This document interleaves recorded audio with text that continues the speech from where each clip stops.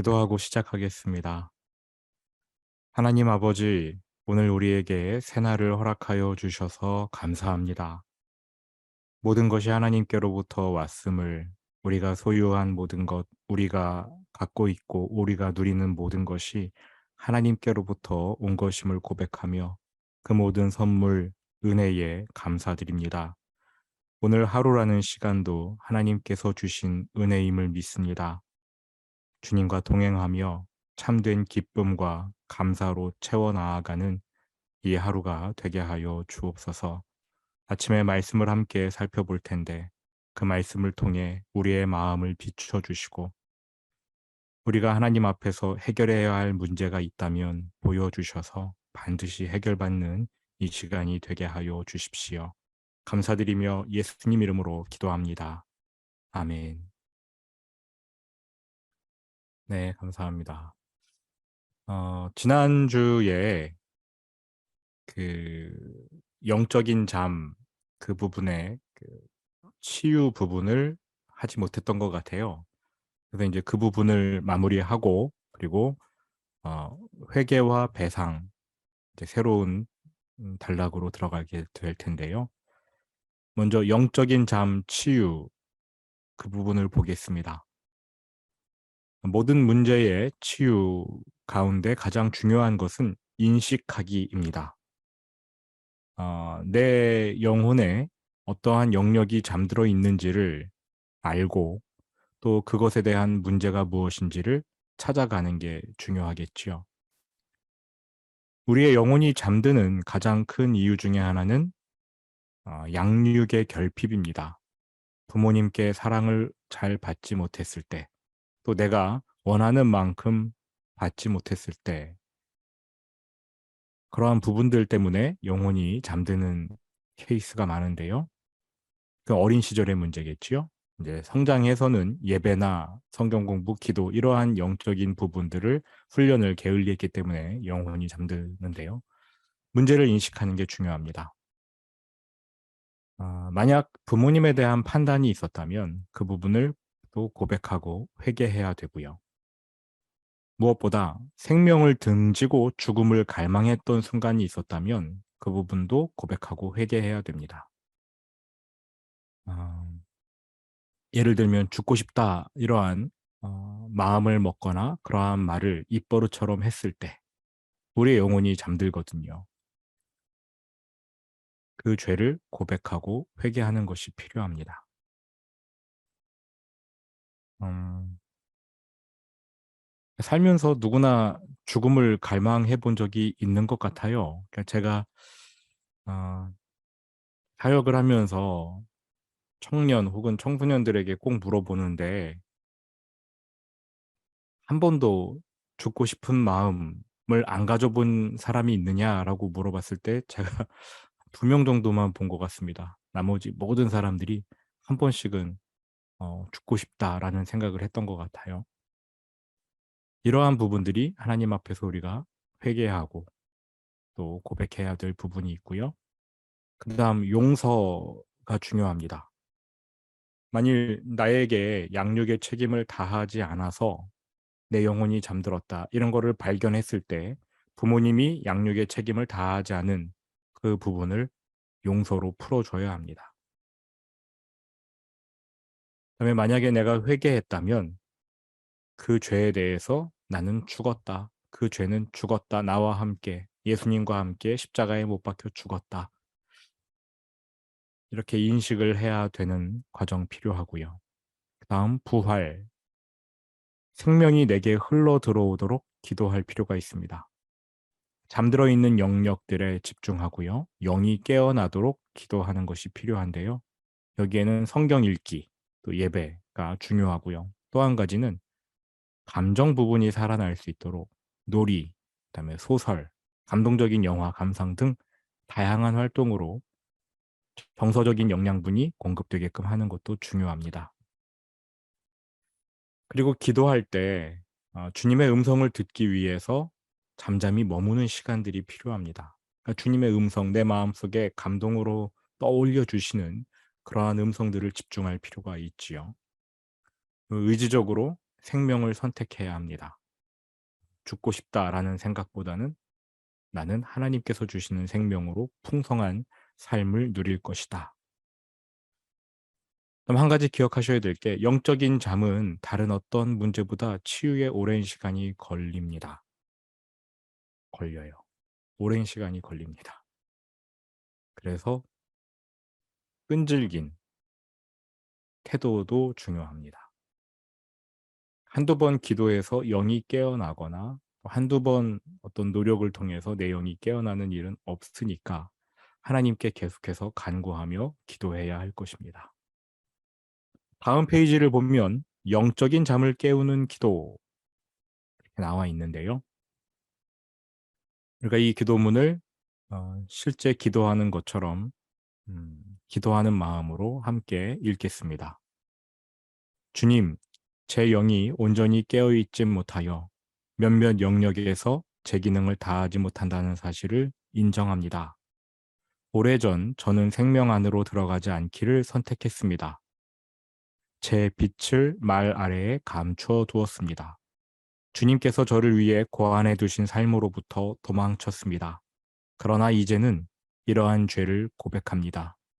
또한 제가 주변 사람들에게 입힌 상처에 대해서도 주님의 용서하심을 구합니다.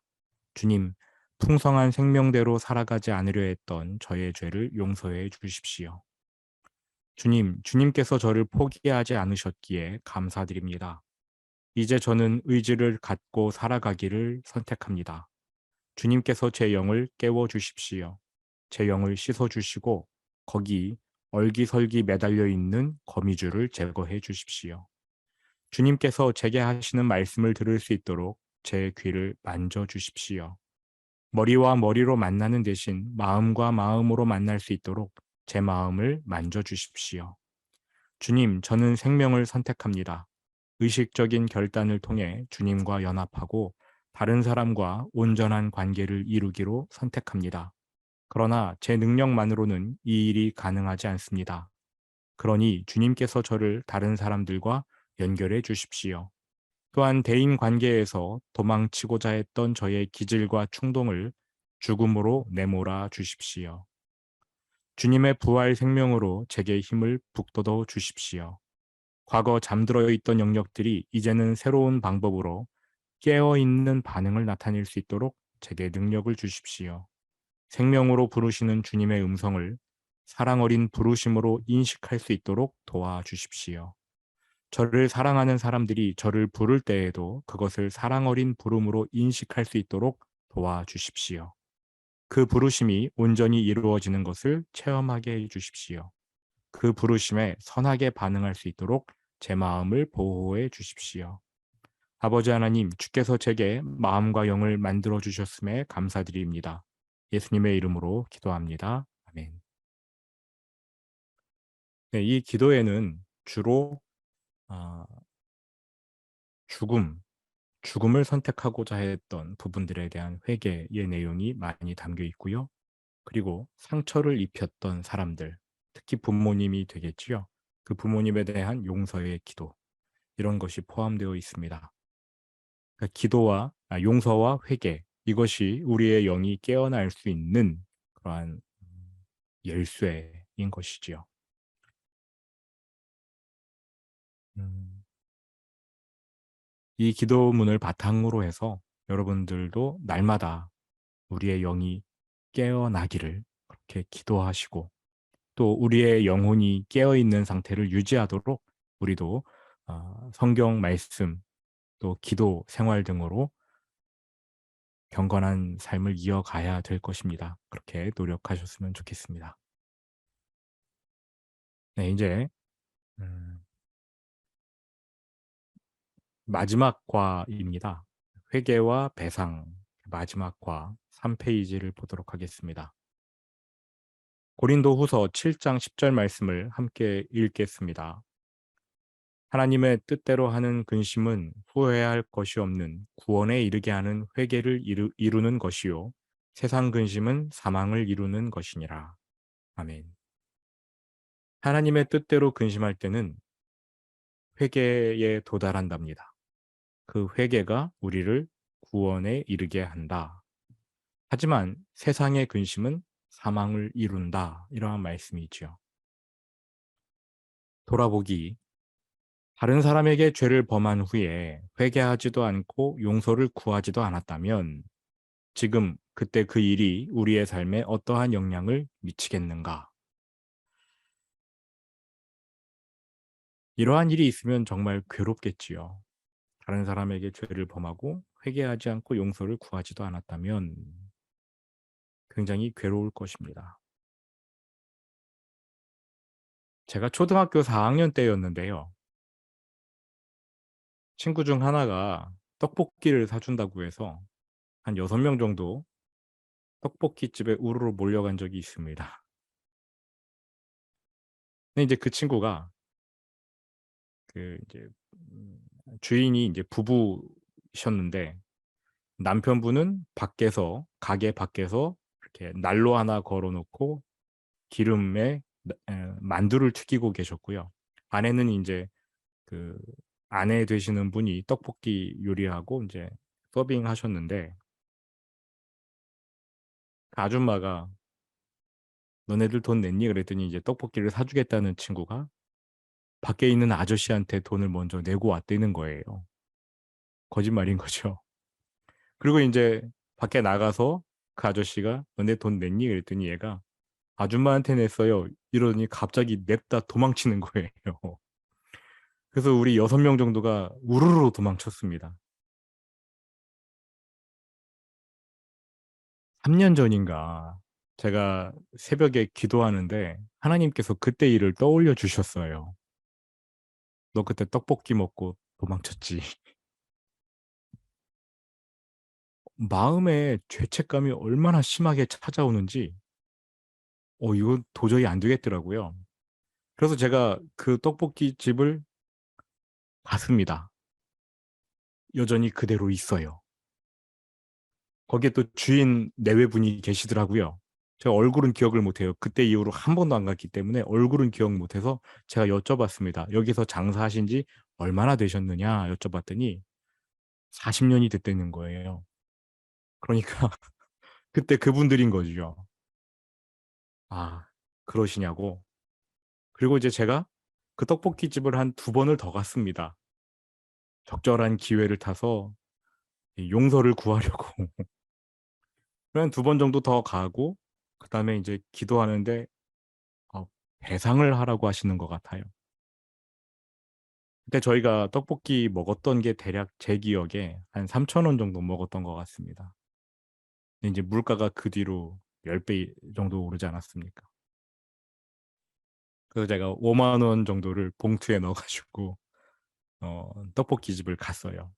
가서는 일단 만두를 좀 포장을 했고 그리고 주인 아주머니한테 말씀드렸어요. 아주머니는 기억 못 하시겠지만 제가 35년 전에 아이들과 함께 떡볶이 먹고 도망쳤습니다. 그랬더니 그 아주머니가 막 웃으시는 거예요. 그러면서 그때는 그런 사람들이 하도 많아서 뭐 다반사였다는 거죠. 그래서 제가 봉투에 있는 거를 드렸더니 좋은 일에 쓰시라면서 거절하시는 거예요. 안 받으시겠다고. 본인 성당 다니시는데 어디 저기 뭐야 후원금으로 주라고 하시는 거예요. 그래서 계속 드리려고 했더니 이제 아저씨는 받으셨어요. "놔 줘." 이러면서 인제 그 아저씨가 주머니에 넣으시더라고요. 그렇게 해서 아름답게 인제 마무리가 됐습니다. 그분들께 용서를 구했어요. 그러고 나니까 마음이 그렇게 편한 거 있죠. 여러분은 이러한 경험이 있으십니까? 다른 사람에게 잘못을 했는데 그것 때문에 마음이 괴로우신 적. 4 페이지로 넘어가겠습니다. 진정한 회개가 있을 때에만 치유가 효과적이다. 참된 회개는 마음의 변화, 목적의 변화입니다. 헬라어로는 메타노이아라고 하는데요. 돌이키는 것을 회개라고 말합니다. 돌이키는 거. 돌아가는 거. 잘못된 길로 가다가 거기서 돌이키고 올바른 길로 나아가는 것이 회개입니다. 그러려면 주저해서는 안 됩니다. 변명해서도 안 되고 하나님께 내가 잘못했다는 사실을 인정해야 되는 것이지요. 회개는 하나님을 사랑하기 때문에, 내가 피해를 입힌 사람들을 사랑하기 때문에, 내가 저지른 죄가 하나님께 슬픔이 되기 때문에 나도 슬퍼한다, 이것이 바탕이 되어서 하는 행동이 회개인 거지요. 내가 잘못했습니다, 뭐 이러한 말로만 하는 것이 회개가 아니라 내 마음에서 죄를 싫어하고 미워하고 슬퍼하는 마음이 있어야 회개라는 것입니다. 하이델베르크 요리문답이라는 것이 있습니다.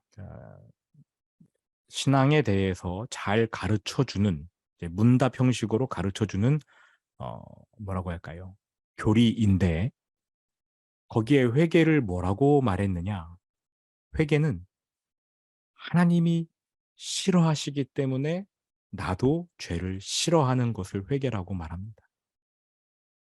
기본은 하나님이 싫어하시기 때문에, 내가 사랑하는 하나님이 싫어하시기 때문에 나도 그 죄를 싫어한다.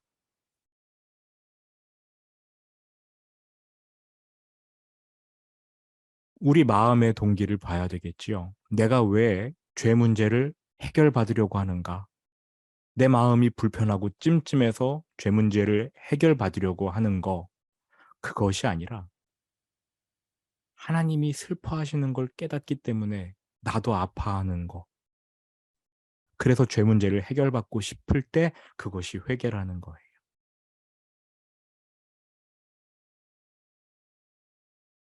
쉽게 설명드리면 여러분이 사랑하는 사람이 어떠한 행동을 싫어합니다. 그럼 그 행동을 나도 싫어하는 게 맞겠지요. 내가 그 사람을 사랑하니까. 그러다가 그 행동을 했어요.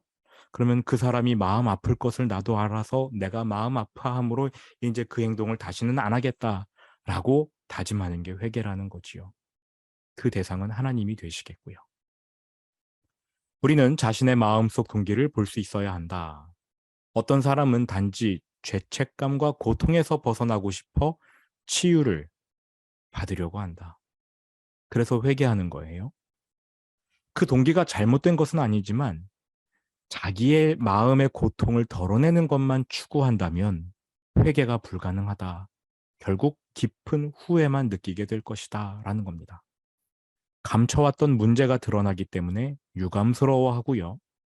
타인의 아픔이나 상처보다는 내 아픔에만 주목하니까 이거를 해결받으려고 하는 것입니다. 죄를 짓고 나면 우리의 마음속에 가책이 느껴지지요. 우리 잠자는 영에서 살펴본 것처럼 영이 깨어있는 사람은 죄를 범하기 전에 양심이 경고음을 울리지만 영이 잠들어 있는 경우는 죄를 지은 후에 가책으로 마음의 아픔으로 다가옵니다. 공허함 같은 것이 느껴지죠. 이런 것 때문에 이 문제를 해결받으려고 회개하는 경우에 해당될 것입니다. 유감스러워하는 거고요. 내 아픔을 주목해서 얼른 떨쳐내려고 하는 것이죠. 진정한 회개는 아닌 겁니다. 대표적인 성경 인물로는 사울 왕이 있습니다. 사울은 회개하지 못하고 후회했던 대표주자입니다. 교만, 자신을 높이기 위해 마음속 동기를 숨긴다. 사무엘상 15장 12절 우리 같이 한번 읽어보실까요? 사무엘이 사울을 만나려고 아침에 일찍 일어났더니 어떤 사람이 사무엘에게 말하여 이르되 사울이 갈멜에 이르러 자기를 위하여 기념비를 세우고 발길을 돌려 길갈로 내려갔다 하는지라. 상황을 설명드리자면요. 하나님이 사울을 마지막으로 시험하시는 사건이었습니다. 아말렉을 진멸하라. 어린아이고 뭐 노인이고 상관없이 다 죽이고 아말렉이 가지고 있던 모든 소유물들, 양소 다 죽여라. 이게 하나님께서 사울에게 주신 명령이었는데 사울이 아말렉의 왕족들을 살려두었어요. 그리고 살진 양과 소를 살려두었습니다. 그리고 나서는 내가 하나님께 순종했다라며 또 전쟁에서 승리했다라며 자기를 위해 기념비를 세웠어요. 순종한 것을 자랑스럽게 여기면서 기념비를 세운 것입니다. 자신의 죄를 직시하지 않고 남을 탓한다. 사무엘상 15장 15절 거기 말씀 같이 읽어보겠습니다. 사울이 이르되 그것은 무리가 아말렉 사람에게서 끌어온 것인데 백성이 당신의 하나님 여호와께 제사하려 하여. 사무엘이 도착해서는 양 울음소리가 들리니까 사울을 질책했습니다. 그러자 사울이 이렇게 말합니다. 이건 아말렉 사람에게서 내가 끌어왔는데 백성들이 제물로 삼아서 하나님께 예배하자고 해가지고 내가 살려둔 것입니다. 자기의 죄는 직시하지 않지요. 다른 사람 탓을 합니다. 15장 21절 다만 백성이 그 마땅히 멸할 것 중에서 가장 좋은 것으로 길갈에서 당신의 하나님 여호와께 제사하려고 양과 소를 끌어왔나이다 하는지라. 본인 욕심으로 그것들을 살려두어 놓고는 백성이 그렇게 하자고 해서 그것도 하나님께 예배하려는 좋은 이유 때문에 이렇게 했다는 겁니다. 불순종할 좋은 이유들을 나열하는 것이지요. 양들과 소들 중에서 가장 좋은 것을 남김이요 그 외의 것은 우리가 진멸하였나이다 하는지라. 계속해서 핑계를 이어갑니다. 회개가 아니지요. 죄책감을 떨쳐내려고 하는 것입니다. 사무엘이 지적하니까 그때 이게 기분이 나빠서 마음이 기분이 나빠서 이거 떨쳐내려고 핑계. 잘못은 인정은 하는데 자기가 잘못했다고 인정하는 것도 아니고요. 다른 사람 때문에 내가 이렇게 했다라면서 불러대는 거죠. 타협입니다. 이러한 타협이 삶의 무게로 인한 어쩔 수 없는 선택이라고 말합니다. 하나님도 이 정도는 이해해 주실 거야 라는 생각이 있어요. 우리에게는 그러한 마음이 기본적으로 다 깔려 있습니다. 사무엘상 15장 24절 25절 같이 읽어봅니다. 사울이 사무엘에게 이르되 내가 범죄하였나이다.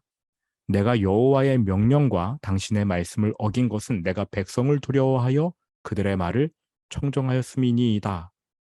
청하오니 지금 내 죄를 사하고 나와 함께 돌아가서 나로 하여금 여호와께 경배하게 하소서 하니. 내가 범죄하였나이다. 여기까지는 좋았어요. 근데 그 다음 이게 무슨 말입니까? 지금 내 죄를 빨리 사해 달라랍니다. 사울이 왜 이렇게 말했을까요? 왜 지금 당장 내 죄를 사해 달라고 이야기했을까요? 마음이 불편하니까 죄를 사해 달라고 했겠지요. 그런데 왜 마음이 불편했을까요? 하나님께 범죄한 것이 마음 아픈 게 아니에요. 백성들이 보는 앞에서 지금 죄를 지적당한 거 아닙니까? 백성들 앞에서 창피함을 당했다는 겁니다. 여러분 만약에 사람들이 여러 명이 이렇게 모여 있는데 어떤 사람에게 막 성령의 은혜가 은사가 임해가지고 당신은 이러한 죄를 지었습니다. 당신은 이러한 죄를 지었습니다. 막 공표한다면 여러분 어떠시겠어요? 그 사람한테 짜증이 나지요. 그리고 하나님께 짜증이 날 거고요. 사울도 지금 그러한 상황입니다. 왜 하필 백성들 보는 앞에서 내 죄를 언급해? 무척 기분 나빠요. 빨리 내 죄를 사하고 나랑 함께 가셔서 여호와께 예배합시다. 백성들 보는 앞에서 그렇게 합시다. 라고 말하고 있는 겁니다. 대면하기가 고통스러워서 이렇게 말하는 거예요. 백성들 보는 앞에서 창피하니까요.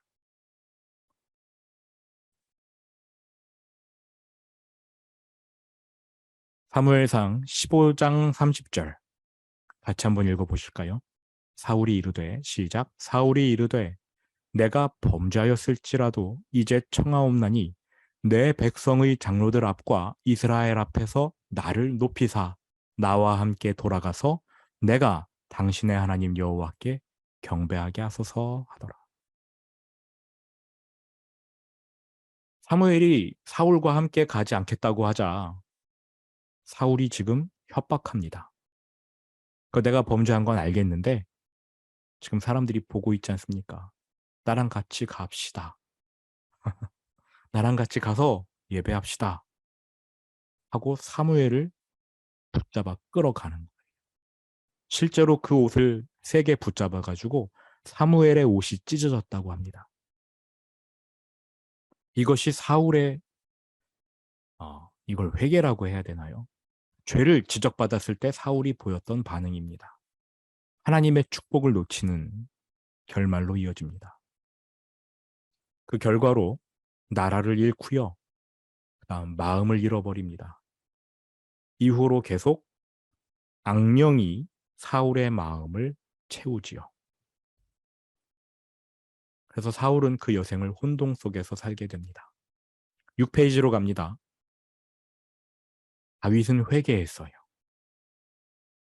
지적당한 순간, 자신의 죄를 대면한 순간 그 사실을 인정해 버렸습니다.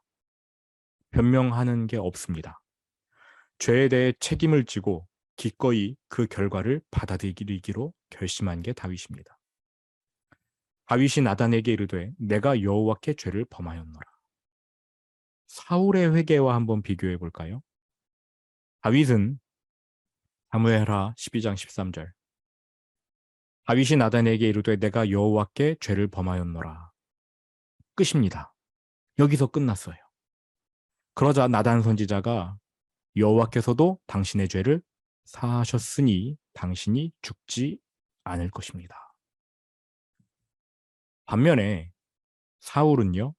내가 범죄하였나이다. 여기서 끝나면 좋겠는데 내가 여호와의 명령과 당신의 말씀을 어긴 것은 내가 백성을 두려워하여 그들의 말을 청정하였음이니이다. 청하오니 지금 내 죄를 사하고 나와 함께 돌아가서 나로 하여금 여호와께 경배하게 하소서. 네. 자기의 죄를 용서해달라고 명령하고 있어요. 다르지요? 다윗과 사울의 회개하는 모습이요. 다윗은 상처 입은 자에게 집중합니다. 바세바와의 사이에서 임신된 아이, 태어난 아이가 시름시름 앓자 다윗이 그 아이를 위하여 하나님께 간구합니다. 일주일간 금식하고 기도하는데 아이가 죽자 금식을 멈추고 그리고 상대방의 아픔을 느끼지요. 그 아내 바세바를 위로합니다. 이러한 회개의 결과 다윗에게는 변화된 성품이 임합니다. 시편 51편은 다윗이 바세바를 범하고 나서 지은 시, 회개의 시로 유명하지요. 하나님께서 구하시는 제사는 상한 심령이라 이걸 깨달은 거예요. 소와 양으로 드리는 제사를 하나님이 기뻐하시는 게 아니라 상한 심령을 하나님이 기뻐하신다. 라고 다윗이 말합니다. 이사야 선지자도 이러한 말을 했지요. 하나님이 기뻐하시는, 하나님이 거하시는 성전은 바로 통회하는 자, 상한 심령을 가진 자, 회개하는 자라고 이사야 선지자도 말하지 않았습니까? 그리고 이렇게 회개한 결과 다윗에게는 권위와 영향력이 생깁니다. 그리하면 내가 범죄자에게 주의 도를 가르치리니. 본인이 회개했기 때문에 범죄자의 마음도 알아서 하나님의 뜻이 무엇인지를 가르쳐 주겠다라고 하는 것이지요. 죄인들이 죽게 돌아오리이다. 예수님이 베드로에게 하신 말씀도 이와 마찬가지입니다. 너가 나를 3번 부인해서 너가 넘어졌지 않았느냐. 그러나 내가 너를 위해 기도해 두었으니 너가 회복하고 나서는 너와 같은 형제들을 일으켜라. 예수님 부인하고 거절하고 범죄한 자들에게 너가 가서 위로해주고 그들에게 용기를 북돋워주고 주님께로 돌아오게 만들어라. 참으로 축복된 일이지요. 7페이지로 넘어갑니다. 치유가 필요하다고 생각할 때 왜 치유를 받고 싶은지 그 이유를 점검해 보는 것이 필요합니다. 단지 나의 고통이 완화되기만을 바라서 하나님 내 상처를 치유해 주십시오. 내 인생에 잘못된 것을 치유해 주십시오. 이러한 태도는 하나님 앞에 옳지 않다는 것입니다. 내 모든 죄가 하나님에 대한 공격임을 깨닫고 하나님이 마음 아파하시기 때문에 내가 죄를 끊고 싶다.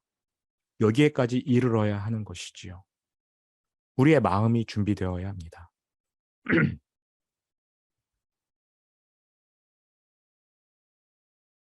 치유받고 싶은 동기, 내가 회개하려는 동기를 찾아야 되는 것입니다. 정리하면 치유를 위해서는 우리가 반드시 회개하고 용서하는 게 필요한데요. 회개하려는 동기가 내 죄책감, 찝찝함을 떨쳐버리기 위해서라면 그것은 조금 어렵다, 옳지 않다라는 것입니다. 나를 사랑하시는 하나님이 기뻐하시지 않기 때문에 또 내가 어, 혹여나 누군가를 미워해서 그 사람에게 손해가 갔다면 이것이 나에게 슬픔이 되기 때문에 내가 회개한다. 이러한 마음이 준비되어야 한다는 것입니다. 이러한 마음이 준비가 되지 않으면 기도해야 됩니다. 성령님, 이러한 마음을 저에게 주십시오. 나의 죄가 타인에게 어떠한 영향을 미치는지 살펴봐야 합니다. 특히 하나님께 슬픔이 된다는 사실을 내가 공감해야 되고요. 그리고 나로 인해서 사람들이 아파한다라는 것도 공감해야 우리가 회개의 자리에 나아갈 수 있는 것입니다. 필요하다면 배상도 해야 할 것입니다. 그러니까 배상은 회개의 한 부분이지요. 구약 율법에는 이러한 배상의 법이 있습니다.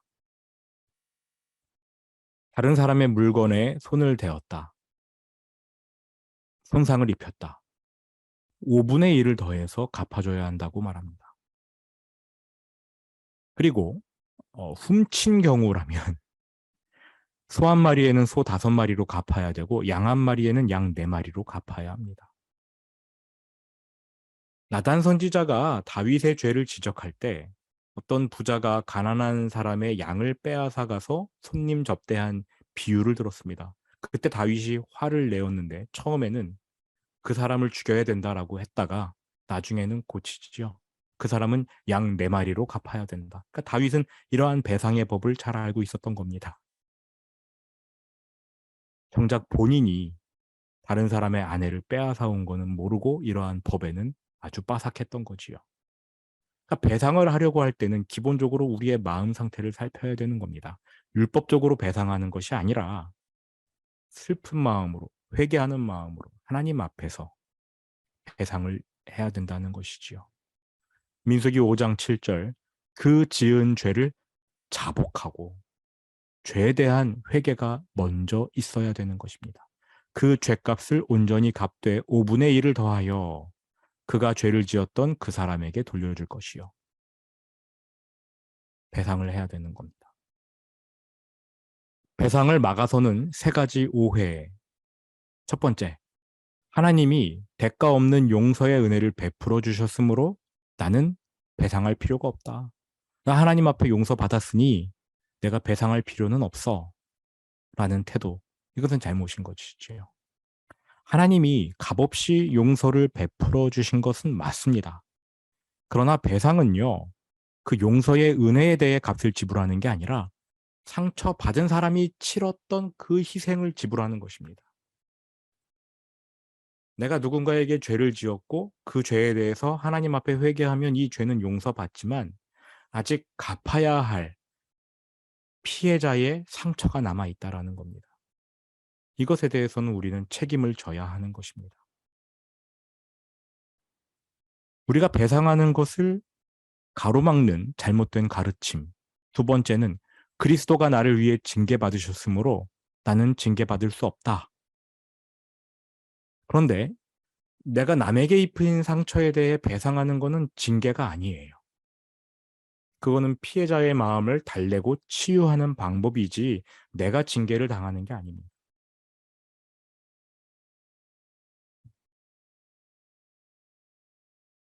세 번째, 배상은 구약 시대의 율법이므로 그 법을 따를 필요가 없다는 잘못된 가르침. 근데 예수님도 신약 시대에 배상의 당위성을 확정해 주셨어요. 삭개오가 내 소유의 절반을 가난한 자들에게 주겠고 누구의 것을 속여 빼앗은 일이 있으면 네 배로 갚겠다고 했는데, 이거는 아까 우리 구약 율법에서 본 것처럼 양을 훔쳤을 때 네 마리로 갚는다는 뜻입니다. 내가 누구의 것을 속여 빼앗았다면 네 배로 갚겠나이다. 구약 율법대로 하겠다는 거지요. 그러자 예수님께서 오늘 구원이 이 집에 이르렀다, 이렇게 말씀하셔요.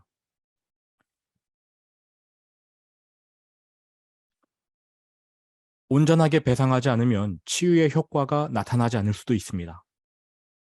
상처받은 사람에게 배상해 줄 때 그 상처의 치유에 도움이 되겠죠. 당연한 거고요. 그가 가해자를, 나를 용서할 수 있도록 도와주는 게 배상이라는 겁니다. 그리고 상호 간의 사랑과 신뢰가 회복되는 계기가 될 수 있어요. 배상하지 않을 때 가해자가 온전히 치유받지 못하는 까닭은 배상할 때 비로소 피해자의 고통을 느끼는데 그 배상을 하지 않았으므로 내 잘못을 인식하지 못하는 거죠. 내 잘못이 얼마나 큰지를 인식하지 못합니다. 이 죄가 하나님께 얼마나 큰 상처가 되고 다른 사람들에게 얼마나 큰 피해가 되는지를 못 느끼는 겁니다. 배상을 하면 느낄 수 있는 거예요. 배상할 때 잘못의 대가를 깨닫게 되고요. 배상할 때 가해자가 참된 회개를 할 수 있는 것입니다. 물론 모든 잘못에 대해 배상할 필요는 없어요. 어떤 경우에는 사과하는 말로도 충분하겠지요. 그러나 배상이 필요한 경우가 있습니다. 이러한 내용들을 살펴보시면 될 것입니다. 네, 시간이 많이 지났는데요. 거기에 나와 있는 9페이지 마지막 부분의 회개기도, 그 부분을 함께 읽어보겠습니다. 제가 누구누구에게 상처를 주었기 때문에 주께서 근심하시는 줄 압니다. 저는 이 시간 죄인으로서 주님 앞에 섭니다. 저의 죄가 누구누구와의 관계를 와해시켰습니다. 이로 인해 서로 신뢰하는 마음도 깨졌습니다. 아버지께 고통과 슬픔을 안겨드려 정말 죄송합니다. 제 죄를 바라보는 것이 힘들고 또 나로 인해 그가 아파하는 것을 바라보는 건 역시 고통스럽지만 주님, 저로 하여금 이 고통을 계속 느끼게 해주십시오. 제가 저지른 죄의 대가가 제 마음에 깊이 새겨지도록 주님께서 제 마음을 도와주십시오. 저는 죄가 얼마나 무서운지 잊고 싶지 않습니다. 주님, 이 근심의 시간을 축복하여 주셔서 다시는 이러한 방식으로 말하거나 행동하거나 생각하여 남에게 상처 입히는 일이 없도록 인도해 주십시오. 누구누구와 신뢰의 관계를 다시 세우고 그의 상처를 치유하기 위해 필요한 말과 행동을 할 수 있도록 주님께서 제게 능력 주시기를 기도합니다. 주님, 저로 인해 상처받았던 누구누구를 축복합니다. 그의 상처 위에 주님께서 성령의 기름을 부어주세요. 누구누구의 삶에 임재하여 주심으로 축복해 주십시오. 주님의 완전한 위로와 치유를 누구누구의 삶에 내려주십시오. 예수님의 이름으로 기도합니다. 아멘. 회개라는 것이 사실은 굉장히 어렵습니다. 우리 대부분이 하는 것은 후회 정도에서 멈출 때가 많고요. 진정한 회개에 이르기가 참으로 어려운 것 같습니다. 자신의 죄를 인정하고 상대방의 아픔까지도 같이 느껴야 되는 게 결코 쉽지는 않은 것 같아요. 이제 하나님께서 우리에게 요구하시는 거는 회개하는 마음이잖아요. 우리가 그러한 마음을 스스로 가질 수는 없으니 하나님께서 은혜를 부어 주셔야 할 것입니다. 그래서 그렇게 은혜를 간구하시고 갈구하시고 하나님께 은혜를 받아 누리셨으면 좋겠고요. 그리고 배상 부분에 있어서도 우리가 자의적으로 하기는 어려울 거며 또 할 수도 없을 겁니다. 어린 시절에 지은 죄에 대해서는 배상을 하고 싶어도 그 상대방 연락처도 알 수 없는 경우가 많고요. 어떻게 하지 못하는 그러한 케이스도 있을 거고요. 그다음에 배상을 해서 관계가 어색해질 수도 있습니다. 예, 그러한 케이스도 있기 때문에 그때그때 주님께서 주시는 지혜를 따라서 해야 되는 것이 맞는 것 같아요. 그러니까 회개든 배상이든 주님께서 시작을 해 주셔야 되는 거지 우리가 자의적으로 할 수 있는 것은 아니라는 것을 기억하셨으면 좋겠습니다. 네, 이렇게 해 가지고 변화와 성숙 강의는 이제 마치도록 할 텐데 사실 이제 지금까지 한 거는 제가 저희 교회에서 작년에 했던 내용들이고요. 그 뒤로도 내용은 더 있기는 합니다. 근데 그것을 지금 제가 고민을 좀 해 봐야 될 것 같아요. 이것을 더 진행을 다른 내용들도 진행하는 것이 맞을지. 그러니까 이제 진행을 하게 되면은 좀 더 깊이 들어가게 될 것입니다. 영적인 문제도 굉장히 깊게 다루게 될 수도 있어요. 그래서 어 저도 좀 준비를 해야 될 거고요. 많이 준비를 해야 될 것 같고 하여간 한 주간 정도 좀 고민을 해 보고 그리고 그다음 어떤 거를 할지 결정을 하도록 하겠습니다. 하나님, 우리의 속사람이 변화되는 것을 누구보다도 하나님이 가장 크게 원하시는 줄 압니다. 성경에서는 계속 변화를 이야기하는데 우리의 삶을 보면 변하지 않는 부분 너무나 많습니다.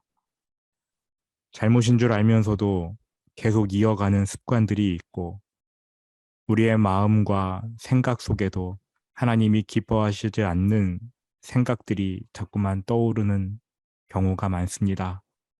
아버지, 우리가 계속해서 주님 앞에 우리의 마음을 내어드리기 원합니다. 하나님이 우리는 거듭난 자녀라고 말씀하셨으니 이미 변화받았고 하나님의 모습 예수 그리스도의 형상대로 변화되어 가고 있는 줄 믿습니다. 더디지만 믿음으로 하나님께서 변화시켜 주실 때 그 변화를 받아 누리는 우리 모두가 되게 하시고 하나님이 원치 않는 모습들 하나님께서 계속 떠올려 주실 때 감사함으로 그 모든 모습들을 인정하며 주님 앞에 나아가도록 우리를 도와주십시오. 앞으로 진행되는 모든 치유의 과정 중에도 하나님께서 함께하여 주실 것을 믿습니다. 주님 홀로 영광 받으시기 원하며 감사드리고 예수님 이름으로 기도합니다. 아멘. 네, 감사합니다. 수고 많으셨습니다. 네, 감사합니다. 네, 감사합니다. 네, 수고 많으셨습니다.